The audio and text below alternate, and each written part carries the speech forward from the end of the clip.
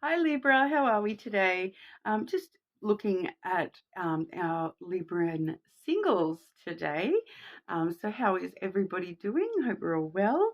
I will just let you know that if you would like to leave a comment on the video, when we do hit 100 subscribers, I will be offering a free personal to somebody who has commented on one of my videos.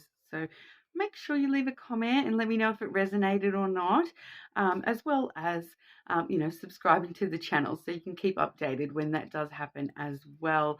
I'm a brand new channel, so honestly, any comments that you have for me, any suggestions of what you would like to see topics wise, let me know, and I'm sure I can sort something out for you.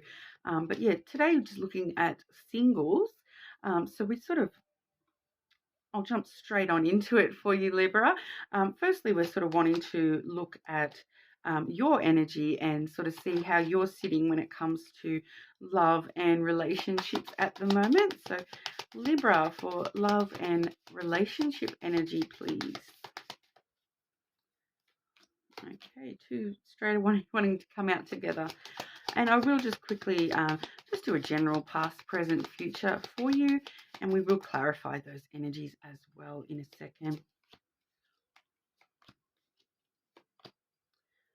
Okay, so Libra, your current energy, we have the clover and the anchor. So the clover, as one of the head cards in the whole reading, is going to be sort of talking about a really big period of short-term good luck for you at the moment. So at the moment, sitting in that phase of having some really good luck around you, some good fortune. So if you are sort of looking for love at the moment, we are in a really good time period to be doing so, as well as taking a few risks. There is always a bit of a risk factor and a bit of a gamble that we're willing to take with the clover, and they sort of will be paying off for us as well.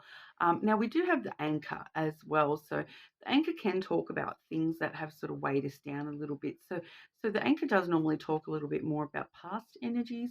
So, being a bit stuck in the past, a little bit, weighed down by the past. The anchor is sort of, it also is really, with the clover, I feel it's probably actually more talking about, just being secure in where you are at the moment, because, we do drop the anchor so that the ship doesn't sail away. So feeling like you are kind of just in that energy of where, just chilling in the ocean at the moment, just happy where you are. You've got this really great energy around you with the clover, so things seem to be going pretty well for you at the moment, Libra, and we'll have a look and see what else is going on there. But with the anchor there, like I said, I feel like you're just sort of pretty secure where things are at the moment. But with that clover element too, there is always a little bit of a side message that maybe it's getting close to the time we start to take these risks instead of sitting solidly in that one spot. Maybe it's time to start thinking about taking a bit of a risk and jumping on out, lifting up that anchor and sort of setting sail, seeing what comes next. So we'll have a look and see what else we have to say there. But that's the sort of energy you're in at the moment, Libra. Okay, fantastic. So in your past energy there, we do have the book.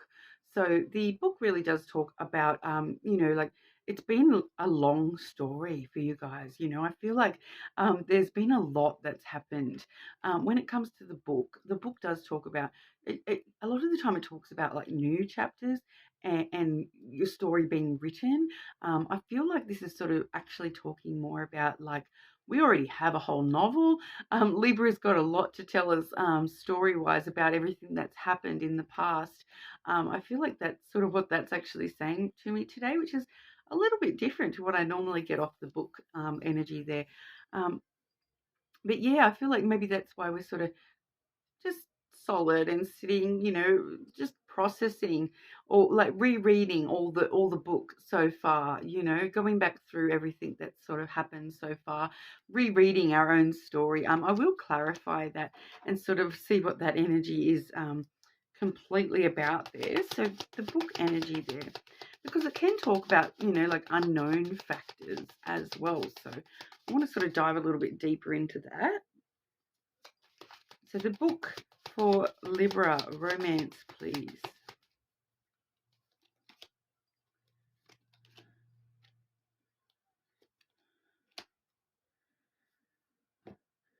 Okay, so we are seeing, firstly, I'll mention we have drawn the scales, which I completely read that as a Libra sort of card there, Libra and possibly Gemini a little bit as well. But we do also have the moon, and then quite an interesting one there, the cauldron. So the cauldron does talk a lot about, like magic in the air, things that might have felt quite unbelievable. So when we're rereading this book of everything that's happened in our past, Libra, there might be quite a few things that you're kind of looking back at, going, "Did that really happen? Is that really how that was?" Um, but really, the main message there is sort of talking about balancing out any emotional baggage, I suppose. The moon does talk about emotions and sensitivity. And with the balance card there, that's really just talking about, yeah, literally just balance. That's like the main message of that particular card, is just finding that balance within our emotions. But with the cauldron there, I feel like there's been things in the past that you are sort of looking back and realizing that, hang on, I think I manifested that. I think I was the reason the magic happened. So Libra, I feel like you guys have way more power than you sometimes let yourself believe. It feels like a very strong manifestation with that. So keeping in mind that if we are having any negative energies coming through, that just be aware that um, like attracts like. So if you're putting those negative vibes out there, that you're going to kind of manifest that negative energy back towards you. Once again, that yin and yang, that balance. So what you put out, you're going to get back. That kind of a thing. So really, just sort of when you are stopping and looking at things that have happened in the past, really trying to just sort of see the positive, and see how you can balance your emotional side when it comes to those reflections, might be really important for you guys to keep in mind there, Libra. But for the present, we are seeing the stars, which that is one of the most beautiful cards of the whole deck, and with you guys getting the clover as well, amazing. Like, that's actually really great, because the stars is all about sort of wish fulfillment, and hope and optimism. So we really are sort of at the present entering into this period where you really are seeing this opportunity for all your wishes and desires to sort of come true. And I feel like with this particular stars for you today as well, remembering that you guys are the star of the show, star of our own show, the light in the darkness, so to speak. So I feel like that's really sort of just giving you a bit of, have that hope. There's, as long as you guys have got hope and optimism, we're going to be heading into the future in a really great standing zone, with the clover there having that great fortune at the moment. So don't forget to, be hopeful and optimistic, and create that magic. Looking back at all the magic you've created in the past, and knowing that you can definitely do it again. So that's fantastic message for the present energy there. Now, in the future, we do have the Storm card there. Now, this is one of the cards. You've actually drawn quite a few of the cards that are unique to this particular deck. The normal lenormand does stop at 36. So not just this one, but the cauldron and the scales are unique to this deck altogether. But the storm card really does talk about, weathering the storm, and, there might be a bit of a storm coming up, but sometimes we need to, get that lightning going, get that electricity in the air, get those floodwaters come through to cleanse everything out. So we might have something coming up in the near future when it comes to love that might feel like it's a little bit stormy, a little bit, like, oh, I don't know, I'm a bit fearful of this thing. Storm's energy does sort of really give me that, like, you're more fearful than is necessary a lot of the time. Like, um, you know, the thunder sounds really scary. Lightning can be really scary, but as long as you're protecting yourself and you're not standing out in the elements, the storm will pass you by. A storm always does end, and it will pass by. And then once that storm is ended, it's just, most of the time, obviously not always, but most of the time it really does cleanse out and clear out a lot of things. It refills all the rivers and lakes and whatnot. So we really do find the storm energy actually does bring that sense of cleansing. But like I said as well, that electricity in the air as well with leading up to a storm. So it actually can be like quite an exciting time, as well as, there might be a bit of fear involved with the storm, but it is quite an exciting cleansing time for us as well. So we'll draw some extra clarifiers on the storm there and see who's bringing this storm to Libra. What are going to be the outcomes of this storm energy for Libra when it comes to love, please?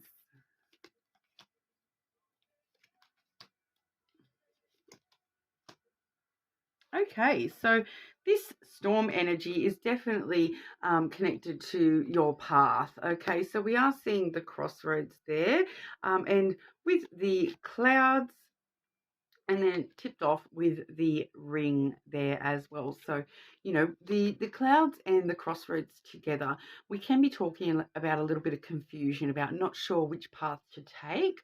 And so, especially with the storm as well, I feel like something's coming up where you're going to feel like you're in the eye of the storm. You don't know which path to take. You're trying to think everything through all at once. With the clover, you may need to take a bit of a risk. Keep that in mind. But I'm really feeling that confusion coming through off those two today as well. So you might feel that like you might be headed towards some challenges, but just keeping in mind that the road really is about choice and decision, and the paths all lead to the same spot. It's just which direction you go to get there. So overthinking is probably gonna just hold you back at this time because it's looking like all paths do lead to a relationship for you. The ring obviously is talking about relationships and a strong possible connection coming on through for you guys. But I do feel that that's what that storm is all about. We're going to be seeing a period of sort of confusion. There's going to be a storm going on within you about what do I choose? It may even be who do I choose, but whichever path you take, it is going to be kind of a strong relationship for you there, Libra. So if you do have the choice of multiple people, I feel like it could actually be quite successful with any of the choices that you have on the table. It's just getting through this confusion within yourself, getting through the storm. Like I said, once you make it through that storm, things will become a lot clearer for you. So just be careful not to get trapped in any overthinking type energy, and be confident in the choice that you do make, even if you are coming from a place of confusion or whatever. Confidence can get you through a lot of things, I believe. But we will ask more directly with the Fire Queen's deck. We will ask more directly the next connection coming through for Libra, please.